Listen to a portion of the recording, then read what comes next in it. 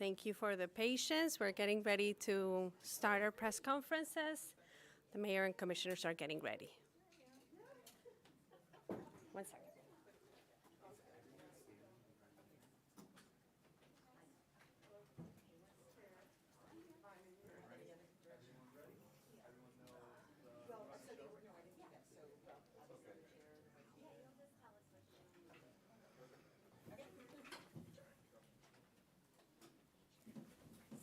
Good morning.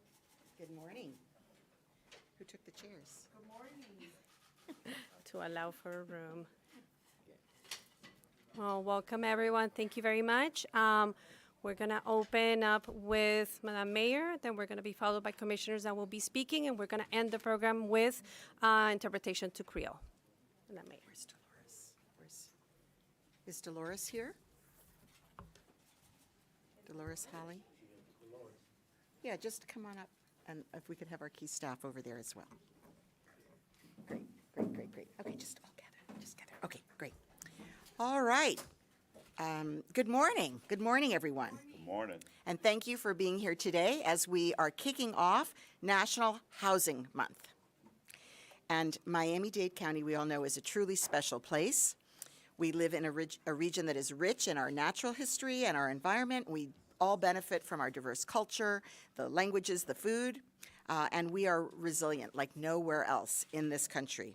We're also a community filled with immigrants, filled with transplants who've come to Miami for greater opportunities and a higher quality of life. Since COVID-19, our economy is the most recovered in the country. We're very, very proud of that fact. We've worked together to make it so. And people and communities from around the nation and world are flocking to Miami-Dade to invest their money and to build their lives right here. So we are truly where the American dream is happening. But over the last year, we have also become one of the most unaffordable regions in the country. It is stifling opportunities for many and hurting our working families.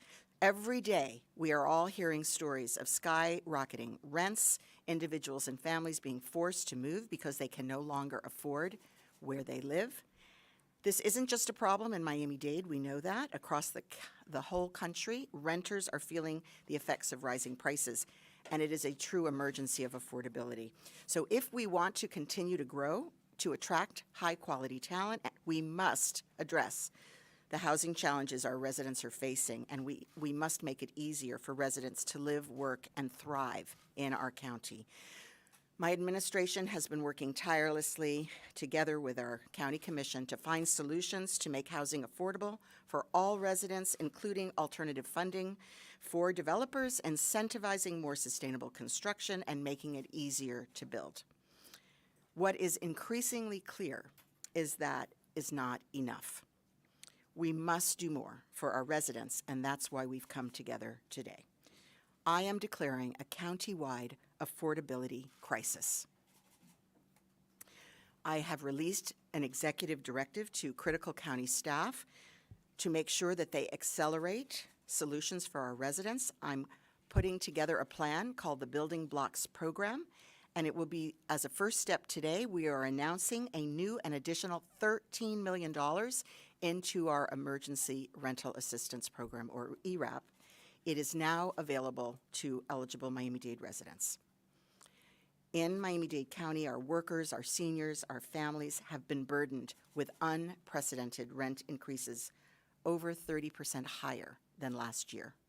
For single mothers, for older adults, for our students, this is simply not an option. It's not an option for any of us. And the housing market in South Florida has become out of reach for many. It's stifling our economic development, and it's placing strains on the ability of our local businesses to find and retain talent, to retain workers, so it is a true crisis of affordability. My executive directive addresses the fact that since the beginning of my administration, we have sought to streamline existing processes that create affordable and workforce housing units that are desperately needed. And our directors across county government have already pivoted to focus their resources on accelerating the process and identifying new opportunities to act within what is in their immediate control. They've moved to accelerate construction timelines that have lagged in years past. They've established new and creative programs for affordable home ownership and important financial mechanisms to help lower-income families stay secure in their homes. Commissioner Eileen Higgins has also been a leader in cutting red tape to accelerate projects and moving inventory aggressively to build more housing. Thank you, Commissioner. And the chairman and the vice chairman as well are pushing forward on these efforts. We must continue to cut the bureaucracy. This is why I have directed our county leaders to evaluate their current staffing needs, any procedural delays that are causing unnecessary or redundant processes, and the time it takes from initial review to approval of the development. With their findings, we will be launching the Building Blocks program. It will be a phased approach to solving the ongoing affordability crisis. And through the Building Blocks program, Miami-Dade County will invest in 2 simultaneous tracks, both increasing the supply of housing units and a comprehensive suite of renter protections. As the first action within our Building Blocks program, I am announcing that the Miami-Dade County Emergency Rental Assistance Program, ERAP, has the additional $13 million available starting today for eligible residents. These $13 million come to us as new dollars from the federal government because we were so successful in utilizing the initial tranche of ERAP funding. Our county successfully distributed over $105 million to help more than 17,200 families and individuals to pay their back rent, to stay in their housing, and it makes ours one of the most successful programs in the entire country. And similar to previous application windows, this assistance will be available to any applicant making below 80% of the area median income. Residents can learn more about this by visiting miamidade.gov/rent relief or by emailing erap@miamidade.gov or calling 305-723-1815. I want to highlight for our residents today that for the very first time, we are allowing renters who are facing rent hikes to apply for this relief. This is new, and it is so very important. This assistance can now go towards help with future or previous rent increases. It is limited to increases up to 20%. It will require a valid notice of rent increase from the landlord. And I'd like to once again give a shout out to Commissioner Higgins, who has helped make this moment a reality. When I served on the Board of County Commissioners, Commissioner Higgins was prime sponsor of the initial approval of the ERAP program, I believe co-prime, with me. And just a few weeks ago, thanks to her leadership, the Commission approved a 60-day notice for rent increases over 5% that was approved by our Board of County Commissioners. So these efforts together help us to give our residents options and solutions in an effort to keep them in their own homes. Moving ahead, we cannot do this alone as county government. We need a whole of government response, and that's why we're working with our federal partners, and we must work with our local leaders too. So this morning, I sent a letter to all 34 municipal mayors in Miami-Dade to convene a meeting next month on the affordability crisis. And we are going to meet to identify potential solutions and make county-wide commitments to providing equitable and affordable housing to all of our residents throughout the cities and the county. I'm working closely with our county commission, who's finding solutions to this crisis. Our Vice Chairman, Oliver Gilbert, knows very well in his time as mayor of Miami Gardens how critical it is to make sure that residents can stay in their homes. So I look forward to continuing the conversations with our commissioners, especially our chairman, Pepe Diaz, our vice chairman, Oliver Gilbert, Housing Committee Chairman, Joe Monesteam, Commissioner Eileen Higgins, and Commissioner Keon Hardiman, who are with us today, on the many ways that we can assist Miami-Dade residents to find affordable places to live. I also want to introduce to you a new member of our team, Dolores Holly. Dolores? All right. There she is. So very important person. Miss Dolores Holly has just agreed to be our first director of the Office of Housing and Tenant Advocacy. She comes to us with many years of experience in the Public Housing and Community Development Department. Mr. Lou's loss will be will be Sonia Grice's gain and all of our gains. And You are going to see more housing units open, more protections rolled out, and even additional staff. There will be 3 staff in this office. We're going to be sending out more information on resources for tenants, including the Tenants' Bill of Rights, which was spearheaded by Commissioners Jean Monestim and Raquel Regalado. So these are just some of the elements that we are including in our comprehensive approach to addressing the affordability crisis that faces our residents, and we remain committed to finding all solutions to address this crisis of affordability. If we want to remain a county where opportunity thrives and people of all backgrounds can attain the American dream, we must provide the ability for our residents to live and thrive in our county. So with my executive directive this morning and the expansion of the Emergency Rental Assistance Program, we're taking several more big steps towards providing our residents with much-needed relief, keeping families, seniors, and workers in their homes. Y antes de que hablan los comisionados, voy a hablar un poquito en español. Durante el año pasado nos hemos convertido en una de las regiones más caras para vivir. Y no es solo un problema en Miami-Dade, el país entero está viviendo una emergencia de asequibilidad. Mi administración está trabajando sin parar para encontrar soluciones que hagan que la vivienda sea asequible para todos los residentes, apoyando a los desarrolladores y constructores.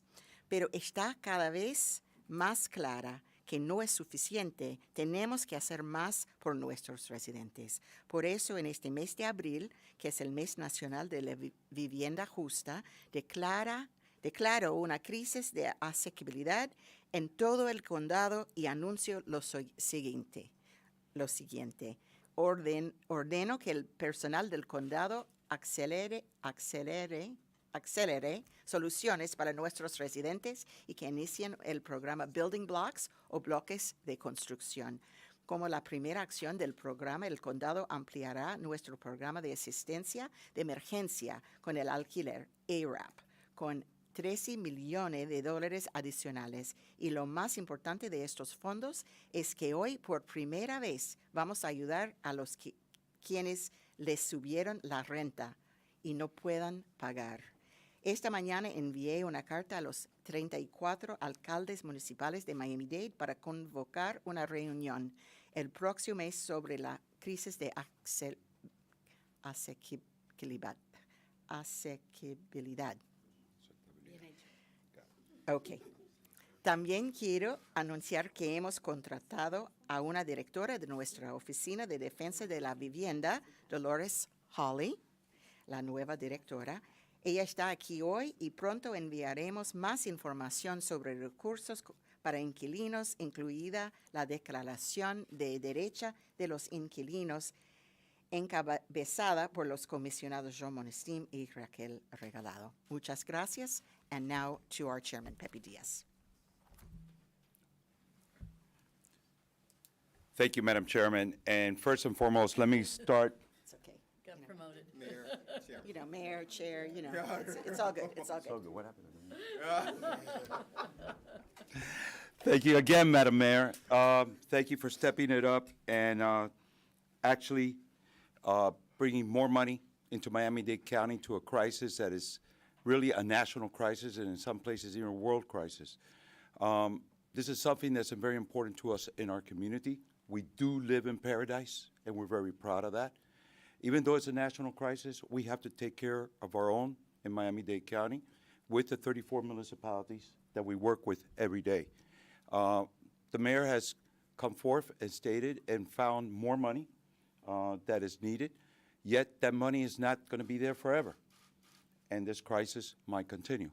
So a part of the administration, the job that they're doing and moving forward, working together with the commission, hand in hand, to make sure that a lot of the issues that we've had in the past, a lot of the ordinances and resolutions that have been put in the past have become red tape that needs to go away at this time.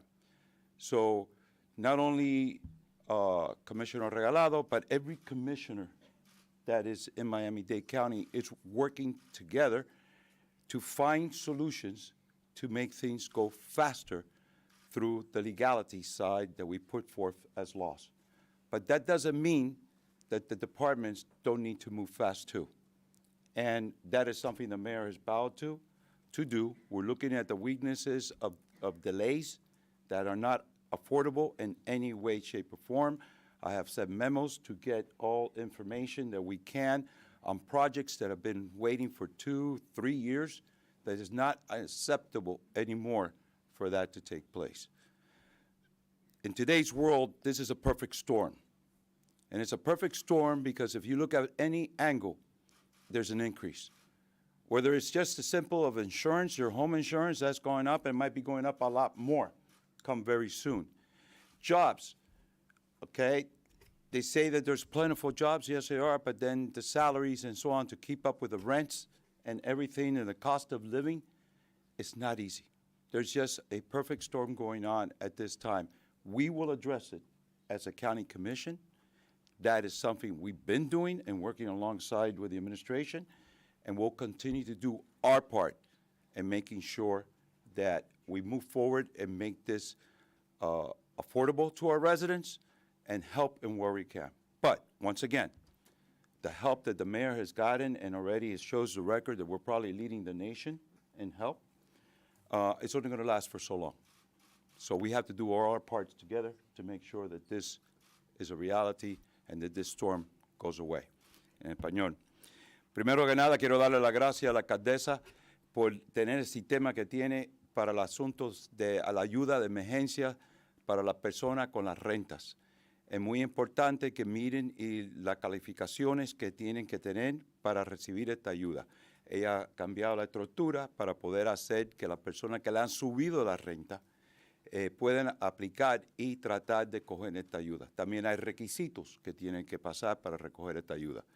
Pero con todo y eso, vivimos en el paraíso, y en este paraíso no es fácil tampoco porque todo el mundo quiere vivir en el paraíso con nosotros. La circunstancia que tenemos es que tenemos una tormenta que es una tormenta bastante seria, que la tormenta, los seguros están subiendo, los costos de vida están subiendo, la vivienda está subiendo, todo está subiendo, pero a la misma vez los salarios no están subiendo al mismo nivel. Tenemos ese problema andando en este momento. Todos los comisionados, vicepresidente que está al lado mío y yo como presidente y los colegas míos, todos en conjunto, estamos mirando la forma como nosotros podemos ayudar, porque el dinero federal nada más que va a estar por un tiempo. Tenemos que hacer lo que nosotros tenemos que hacer por parte de los otros para aliviar los problemas. Uno de los problemas principales es la cantidad de requisitos que hay para las construcciones de cosas públicas. Eso tenemos que quitarla. Conjunto con la alcaldesa, trabajando juntos por parte de la administración y la comisión, vamos a hacer eso. Estamos trabajando ya en varias resoluciones y ordenanzas que para buscar la forma de mover, pero también, y mover los proyectos. Pero también tenemos que mirar en buscar la forma de crear más casas, más viviendas que sean afortables a las personas que están afuera. Sí, se están construyendo cosas de mucho valor, pero lo que hace falta es que sea afortable a todo el mundo. En conjunto, vamos a buscar la forma de hacer eso. Muchas gracias. Was I on conjunto? That was. Okay, that was me. That means together, my Yeah, no. Me llamo Oliver. You know, it's interesting. I like to applaud the mayor for what she's doing, not just the extra money, but the extra attention and the extra effort to actually speeding up the process of everything that we can do from a county perspective to actually make this faster. I know this is paradise. I'm born and raised in Miami-Dade County. This is paradise. But if you aren't secure in your place to live, like that's one of Maslow's hierarchy of needs. If you aren't secure in the place you can come and lay your head, it's not paradise. It's insecurity. It's housing insecurity. It's a struggle. It's stress. And so we know the challenges that we face, and we know that we're going to do everything we can from a monetary perspective, from a policy perspective, from a procedural perspective, but we also know that this won't be fixed overnight because it wasn't created overnight. Look, when we have these conversations about housing, often what we do is talk about housing. We talk about housing, and we talk about the price of housing, but no one ever talks about mass transit, something else that Commissioner Higgins has been working a lot on. No one ever talks about density. No one ever talks about the fact that we haven't been doing this for a very long time. We need to have a conversation, and we're having a conversation now, that connects all of the dots, whether it be housing, with municipalities, with density, with mass transit, because ultimately we have to plan our way out of this. This is a planning problem. This is a failure to plan problem. Housing in its core is supply and demand. Right now we have more demand than we have supply. The chairman's right. We're going to use the money that we got to try to help people. That money will not exist in perpetuity. We know that right now. And so as we begin to have these conversations, the mayor as our leader, the chairman as our leader, bringing people together to solve a problem that's kind of vexed this county for a while. How do we provide housing security, mass transit, and protect our environment going forward? Not just for today or tomorrow, but for her grandkids and my grandkids and his grandkids. How do we ensure that paradise remains paradise and people can actually afford to live here? That's what we're doing here today. The money is a great first step. The procedures are a great first step. The conversations actually move the ball down the field, but ultimately we're going to have to plan our way out of this. And so I'm happy to be here today. I'm happy that the mayor's taking these steps because it manifests a true understanding of where we are, where we need to go, and how we get there. So thank you all very much. Thank you, Mr. Chair. Commissioner Higgins. Me next, okay. Well, hi, everybody. Housing is the #1 crisis that our residents are facing. And as a commissioner, I can tell you that our phones are ringing off the hook with residents in crisis. And the calls have a different tone than they have ever had in the past 3.5, almost 4 years that I have been commissioner.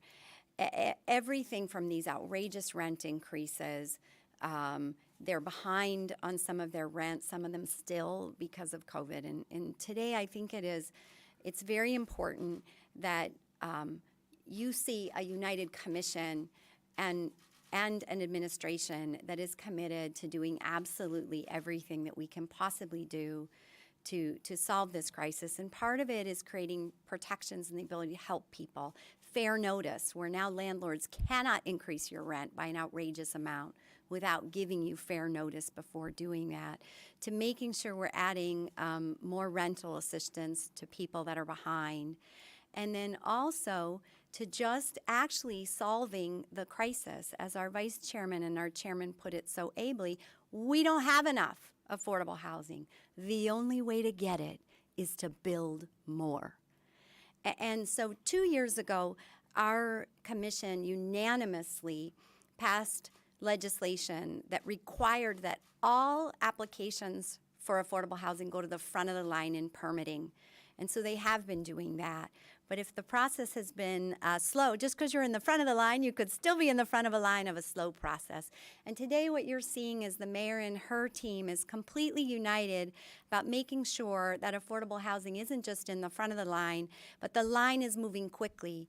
Because if permitting is slow, we can't break ground on the housing our residents need. And so I really want to commend all of you from every department for being here to make sure that the projects we have in the pipeline actually get under construction and build the thousands of units that we need very, very much. And then on my part in District 5, I just want to do a big old shout out to Director Liu.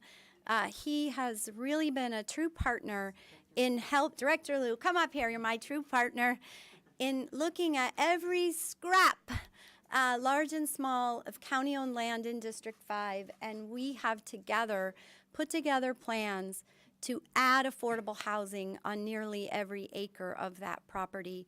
And you'll see our property in Little Havana. When we started, we had 30 acres with only 800 units. When we're finished, we're going to have 2,500 units. And you will see this summer, and this is with the mayor's help, with our ISD director's help, and also with Director Liu, you will see a huge procurement go out for more than 20 acres of underutilized land right here around Government Center, which will be creating a number of buildings where affordable housing and workforce housing will be built. We'll be bringing hundreds of new units right here near Government Center. And as the vice chairman said very ably, When we build housing near reliable public transportation, it is even more affordable because you don't need a car to get to work or the grocery store or to school. So I really want people to know we're working hard, we're working together, we're united, and we are very, very committed to solving this problem on behalf of our residents. Thank you. Thank you so much, Commissioner Higgins. Keon Hardeman, Keonhardemon. About 2 years ago, the government told us that we all couldn't go to work. Many of our industries were ravished. It put a lot of us in a bad situation. And we had to choose between some of our basic needs and really providing for our family. And so what we're seeing today, I'm most proud of, because the United States of America, the state of Florida, and the Miami-Dade County has decided to step up and really and truly help our residents move forward in a way to keep their families together. And so we've seen it in other ways, for instance, with the pausing or the halting of student loan debt payments. There's so many people where their student loan debt payment is much more than what they pay on their mortgage or their rent, all because they chose to get an education, to believe in the American system, and to think that they can educate themselves out of poverty. And so today, when we stand here, we have to understand how far this new investment in ERAP goes, because it will literally keep people out of homeless shelters. It gives people an opportunity to continue to stand on their 2 feet, because, in fact, it was the government that said, you can't go to work. It was the government that put the restrictions. It was the government that made the best effort in an effort to really protect their safety, the residents, but gave them the unfortunate circumstances that many people are dealing with today. And so I'm proud of our mayor. I'm proud of our mayor because she has decided that she's going to double down on what the government can give. This is probably one of the most creative times in our nation where you're seeing the national, the state, and local governments really and truly invest in the people that live within our communities. And so what I hope is that we continue to be this crafty. We continue giving people an opportunity to have a leg up. We continue to look out for those who are suffering, because I know in my community, where I represent many people who live below the area median income, they've been suffering for such a long time. And so we've always created things that gave them a better chance at living in Miami-Dade County. But today, what we're witnessing is that there are many more people than just the people who are labeled as poor in our communities that are not suffering. It's those that were doing better in others. And so now government has really heard the resounding sound of the cry of help that people are really giving our communities. Unfortunately, in Miami-Dade County, this hasn't caused an increase in crime. Fortunately, this hasn't caused an increase major in family disputes, because I think now, today, more than ever, everyone understands the importance of a living wage. Everyone understands the importance of maintaining a safe place for them to lay their heads. And everyone understands the importance of affordable housing. Now, affordable housing is more than a moniker. It's more than just the cost of housing. Affordable housing means that people have a safe place to lay their head. And so I don't care if your rent is $1, and that rent has been that for many people who live in Miami-Dade County under public housing, because I was one of those kids who grew up that way. However, it's no place for anyone to lay their head if it's not safe. And so for all of us who live in these communities, where the housing isn't as unaffordable, but is unsafe, the government has a job to do. We have to continue to invest our dollars in our community to ensure that children and their parents have an opportunity to grow in health, to grow in their opportunities, and to learn to give back to the community that they were born in. In Miami-Dade County, no one should have to move out of their neighborhood to live in a better neighborhood. And I'm glad that Miami-Dade County has decided that this is the way they're going to invest in all of our neighborhoods. Thank you very much. Thank you so much, Commissioner. All right. We're going to have our Creole translator, and while he comes up, I'd like to invite up as well some of our community partners who've joined with us in support of our affordable housing issues. And also we have, as was mentioned, critical department heads, Department of Transportation and Public Works, Internal Services Department, our Small Business Enterprise, our Community Action Human Services Department, Public Housing, Human Development, RER, and our Chief Jimmy Morales over our infrastructure program. So we are all standing in unity, and now we'll hear in Creole. Thank you. Bonjour tout le monde. Pendant l'année qui s'est passée, nous finissons rendre nous compte que comté Miami-Dade devenu zone dans pays qui est plus cher pour monde vivre là-dedans. Et je dis nous avons fait face à une crise que relève une crise d'abordabilité. Et ça qui arrive qu'on y a, l'administration nous a fait tout ça que nous connaissons pour nous capables de faire que tout résident nous est capable de jouer une solution avec problème yo, pendant que nous avons fait ça que nous capables tout pour nous supporter à la fois monde qui a fait développement immobilier yo avec constructeurs. Mais nous pensons que nous sommes capables de faire plus encore. Je dis, moi déclaré que tout comté Miami-Dade là venu dans une crise que les crises abordabilité. Et nous allons faire tout ça que nous allons dire là au Kounia. Une bagay ça c'est que moi demandé que tout employé et tout personnel comté travaille pour une solution aussi vite que possible et pendant que a commencé rapidement avec le programme qui est les building blocks là. Et ensuite, il y a une bagaille que nous allons faire encore, compter, pour mettre tout ça que nous sommes capables pour lui faire programme que nous connaissons qui est les ERAP là, qui c'est programme assistance d'urgence pour les gens qui sont dans le loyer. Et bien, le programme, ça, on va l'ajouter un montant de 13 millions de dollars sur lui. Et ça qui parle particulier là-dedans, c'est que y a un monde qui levé au matin et que Caillou ou jeune Caillou la vie plus cher dans le loyer, ça capable d'aider autour. Matin, il y a une lettre que magistrat Daniella Levine Cava voyé by 34 magistrats dans la région pour programmer une réunion mois prochain pour capable travailler sur crise abordabilité.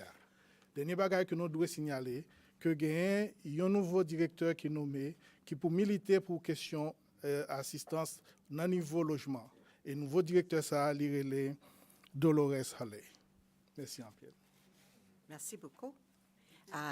All right, we're now ready for questions. Any questions?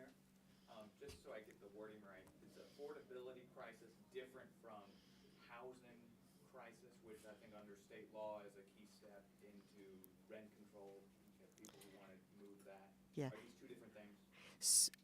So a housing emergency is part of the legislation that's making its way through the commission with a study and so on.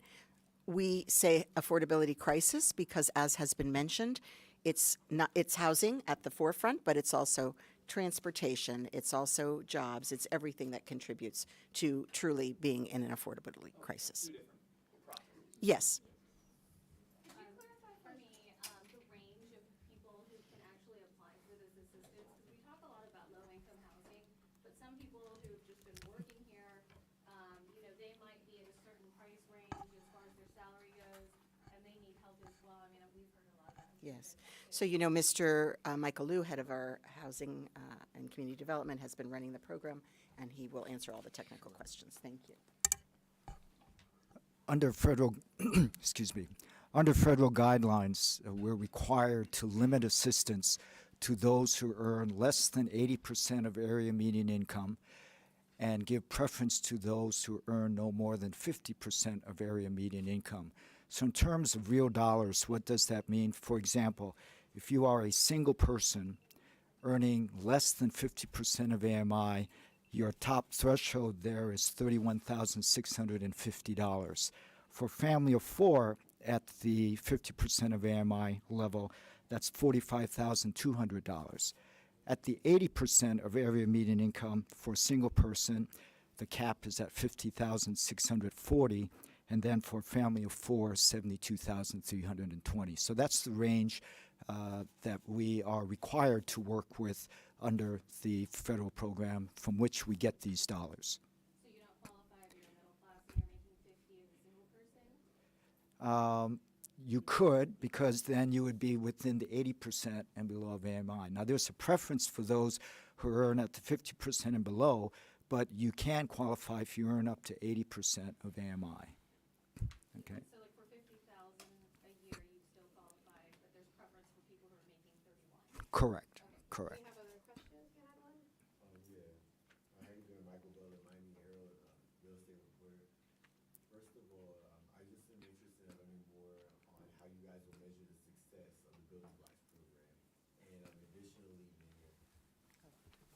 this housing crisis is something that at the Herald, our team has been reporting about for some time now. And this crisis actually preceded the pandemic itself. So Correct. my biggest question is why now? You know, why are you, is Miami-Dade County finally responding to what has been a crisis that's been around for some years now? Okay, so all of us here know that housing affordability is a huge problem in Miami-Dade County, and we've been working on it for many years. I personally, even before coming to the County Commission, worked on it in my nonprofit role. Many nonprofit organizations, we all work together. We all try to accelerate housing starts. Many of the policies at the Commission support housing affordability. What's different now is that we have become the most unaffordable place in the country. Our success in attracting new residents and new businesses has added to demand and driving up prices to an absolutely unsustainable level. So we have to double down. We have to do more. This is just the beginning. The Building Blocks program we're launching today has many other components to come. We're working across the private sector, the public sector, the community groups, and of course we're putting together the housing and tenant advocacy program. We're working with landlords directly. There's a program to support landlords to make necessary repairs in return for keeping prices affordable. That's the NOAA, Naturally Occurring Affordable Housing Program, that Mr. Liu's office runs as well. So there are many, many other things that we are doing. We are simply saying we have reached a level of crisis that must call everyone to the table to work together to solve this problem urgently. May I add to that? Yeah. Please. First and foremost, it's not that we haven't been working on this. The mayor was a commissioner, and all of us, we have been working on this matter. The issue is, like we said, we live in paradise. And after this epidemic, a lot of people want to come down here for our weather, for who we are, for everything that we are. And unfortunately, and you deal with real estate, you know that the prices are gone through the roof. Now, this is a national issue. But because of who we are getting a lot more than others. And also, Central South America, instability in some of the countries have also had a lot of more people coming this way. So, once again, that's why I called it the perfect storm, because there's a lot of things going on, and for the good reason, in a way that everybody wants to live here with us. But it is not easy. And the businesses, too. They want to make homes, their business out of here because we're the gateway of this hemisphere. So from here, they could go anywhere in Central South America and the Caribbean and in the United States. But they have employees, too, and owners, and they're coming to have houses, too. So it's been going on for some time now. Very good. Two questions, but I'll ask one at a time. First one is the census shows that people actually left Miami-Dade, or the population decreased in Miami-Dade County from 2020 to 2021. Are your constituents telling you that they're leaving because it's too affordable and they're going to cheaper areas of Florida, or? Certainly, anecdotally, we all know stories of people who have left for reasons of affordability, but it has been going on for some time. This is not a new issue, but certainly it has accelerated. The other thing is that we have seen such a surge in the last 6 months to a year. I think those figures will change. And then, second question, state lawmakers did not make any changes to the home insurance policies. Do you feel like that's a key thing that's driving this crisis? Definitely insurance is a crisis issue as well, and I know our chairman has requisitioned a report, and which we've just released, and certainly we're precluded in many of these areas by state law, but we definitely know that we need to do what we can. We have added weatherization programs, we've added different things that harden homes, additional dollars to support people to make their homes more insurable, but yes, indeed. I don't know if you want to say more about that, Mr. Chair. Thank you, Madam Mayor. And that is true. We are doing our part, but unfortunately, we are preempted from the state, and they have Citizens Insurance and other companies, and they're the ones that really manage this. Unfortunately, all we see is the cost going up, and especially for us here in South Florida. And maybe the hurricanes haven't hit us; they've hit us elsewhere, but we're getting the impact of the cost. So this is, unfortunately, we're hearing talks even of 40% increases, and so we'll see what comes out of it, and hopefully, like the mayor said, with the program she set forth and all the things that we're hardening homes and helping people and trying to find, hopefully we could curtail some of that, but it is part of that problem. Anybody else? We hear a lot about affordable housing projects. You can't get those without government assistance. So it becomes a cycle, you know, a lot of people getting pushed out. How is this going to help people? So obviously there are programs that are subsidized by the federal government, but there are other programs that are not, and people are not obligated to get federal assistance to benefit. It's based simply on income, and the developers build with that in mind. Also, mixed income is a critical part of the equation. We do have some successful mixed income programs, and we'll be hopefully seeing more of those, where some of the more expensive units help to pay for the overall cost. Yeah. That real quick. Because we do talk about affordable housing, and we use that. There are specific definitions for affordable housing. It's not just an affordable housing problem, though. There's an affordability problem. And so the affordability problem, in some respects, is actually a larger problem for us than the affordable housing problem. As a government, we could probably put our heads together with the federal government, the state, and local government, and we could probably address singularly the affordable housing problem. Affordability is something else. It's that people get up, go to work, some two people in the family, they get up to go to work. They can't afford to be here. And so you do see those people trying to move farther away, which exacerbates the traffic problem. So when we say, you know, we live in this, it's kind of all interconnected in a seamless web of things that aren't working in our favor right now. Affordability is a larger issue. Okay, so we're going to close out now and allow you all to talk. Again, we have our community partners here, our various neighborhood housing services, South Florida